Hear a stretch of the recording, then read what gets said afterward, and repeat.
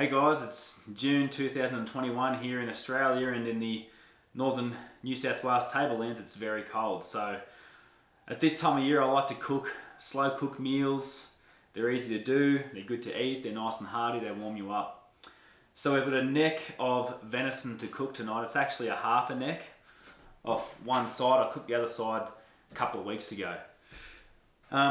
I'd like to stress that the ingredients aren't really that important. What you need to think about here is the technique in terms of putting the roast in the liquid, having it be completely covered by that liquid, and then cooking it at a low temperature for a long time.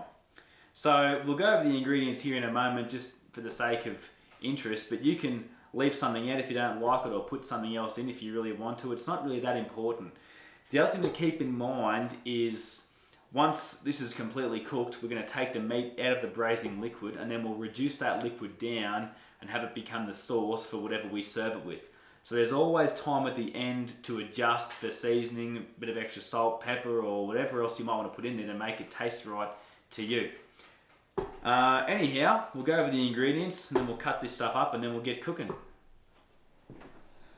So like I mentioned before, guys, I won't really put up the different amounts and that. I just feel my way through it, and you should too. You just got to get an idea of the technique.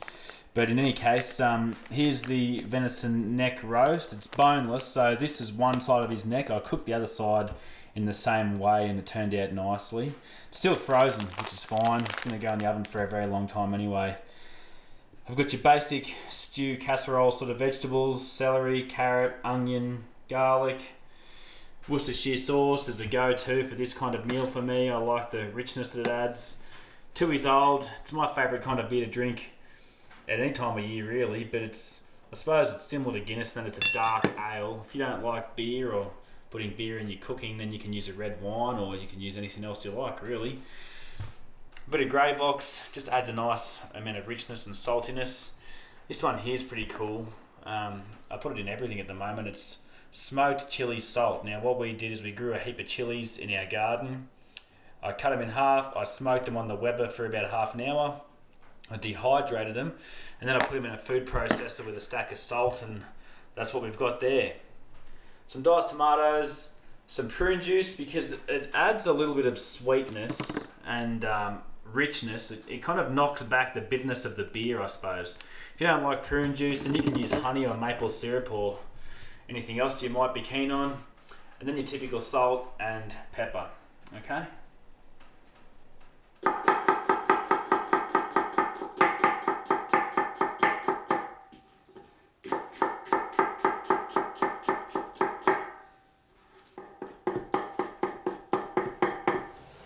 Righto guys, first things first, just cut up all your onions and your garlic and put it in a big pot with a lot of olive oil. Be generous. And just start to sweat it out. We're not really trying to cook the onions and the garlic because we want it to be cooked right now, but we want to just sweat all that liquid out so it doesn't come out in the braising liquid and weaken it and make it a bit too thin. So it's just an effort to concentrate the flavour. Something you can do is put a bit of salt in there as well, which helps the moisture content come out a little bit faster. Just keep an eye on it. It's on a low heat. Now while you're doing this too, if you're going to cook it in a pot in the oven like what I am, preheat it to 120 degrees Celsius or 250 degrees Fahrenheit for those of you living somewhere in the dark ages. If you're going to do it in a slow cooker, you can still cook it in a pot and start it off like this, and then put it all in the slow cooker when you're ready to leave it go overnight.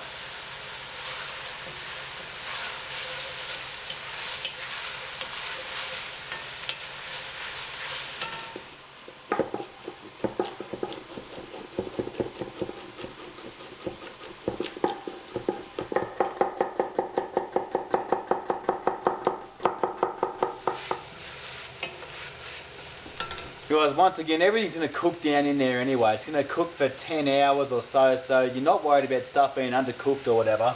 But get this going to the point where you think it looks pretty good. Then you can start to add some of your liquids and your tomatoes and get a bit of an idea about what the braising liquid's really going to look like. I've got the heat cranked up a little bit now because once I start adding these big volumes of tomatoes and beer and whatever else, it's going to really suck the heat out of it. So I'm trying to keep up the heat so I don't have to keep raising and dropping the temperature and that kind of thing. Once again, I'm just going to get this to the point where I think it looks pretty good. Then I'm going to put the meat in, and if I need more liquid, I'll add more beer, I'll add more water, I'll add some stock, I'll add some wine, I'll add anything that I need to get that liquid over the top of the meat.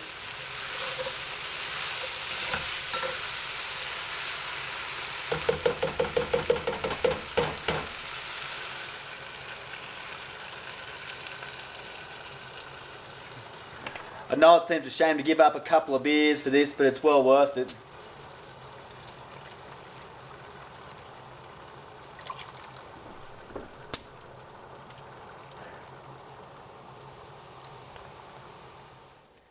Just while I'm letting that come together, I'm going to talk about one more ingredient that I forgot about, and that is our stock cubes or our stock chunks, however you feel like referring to them.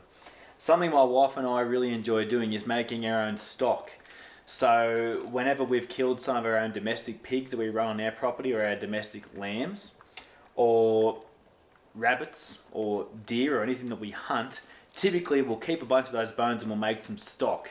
And rather than leave it in the stock pot and then have a heap of liquid and freeze a bunch of liquid in a milk jug or something like that, we actually reduce it right down and then put it in homemade soap molds. So I've got a few here. I might put one or two of these in there. It adds a real intensity of flavour and a level of seasoning that salt doesn't quite do on its own. When we're talking about adding stock or beer or prune juice or wine or anything like that, we're trying to create a depth of flavour and a richness. Once we've taken that meat apart and we've put it all back in here and it's all come together in a nice gravy-like consistency, the richer it is, the further it will go. So you can serve it on some mashed potatoes, you can serve it on some pasta, you can serve it on some rice, and if there's a great depth of flavour in the broth, people won't be feeling like they're eating a kind of watery soup that needs a hell of a lot more salt in it. Some of the smoked chili salt. Be generous, especially if you like chili. Worcestershire, which always works well.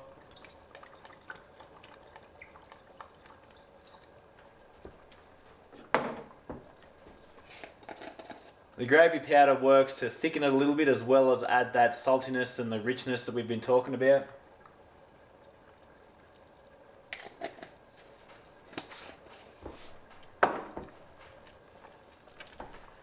Now I know I said we're going to taste it in the morning when we take the meat out and adjust when we're reducing it down, but of course it makes sense to test it before you put the meat in there as well, because if it's fairly close to where you want it to be, then you're off to a good start. You don't really want to be having a muck around with it big time in the morning because it's nowhere near where you want it to be.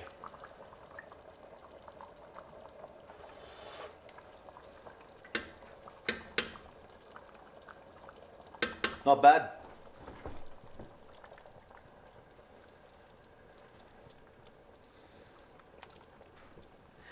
Now you can see the meat's not quite covered, so I'm just going to add some water, which is obviously going to thin the sauce out, but when we reduce it tomorrow, we'll get all our flavour back anyhow.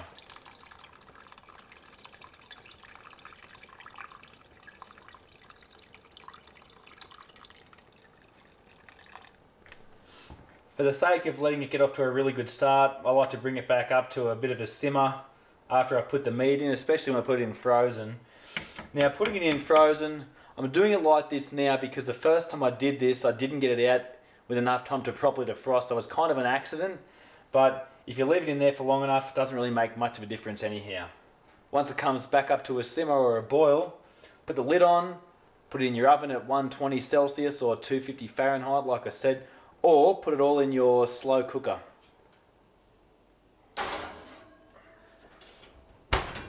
Rightio, leave it in there overnight.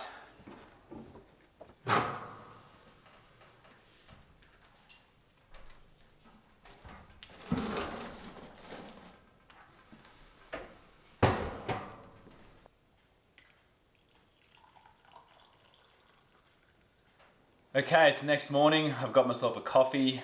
I'm going to pull that roast out of the oven, reduce the liquid, put some pasta on, and then have it for breakfast.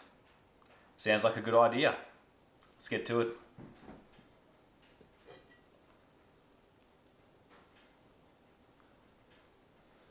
You just got to be careful when you try to pull it out because it's likely to fall completely apart. which is why I get this strainer looking device.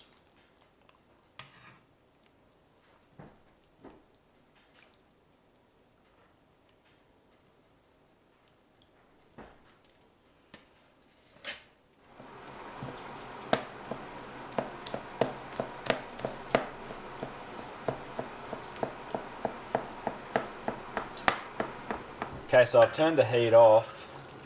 You can see it's reduced quite a lot. I'm not sure by how much, maybe about a half. But again, it's not that important. You just get it to the consistency that you like and have it taste the way you like. I've tasted it already. It does taste really good. You can see the richness within that sauce. So it's going to just cover that pasta and be fantastic. Chopped up all my meat here, so I'm just going to put that in there and heat that through again.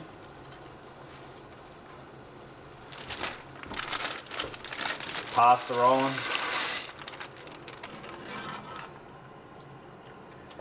I always like to finish it off with a bit of butter.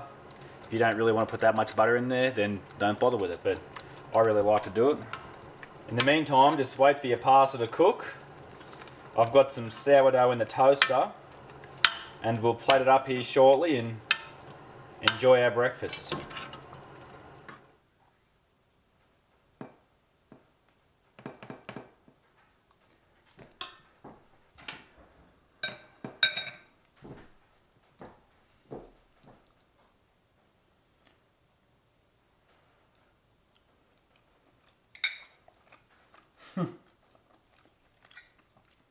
Bam.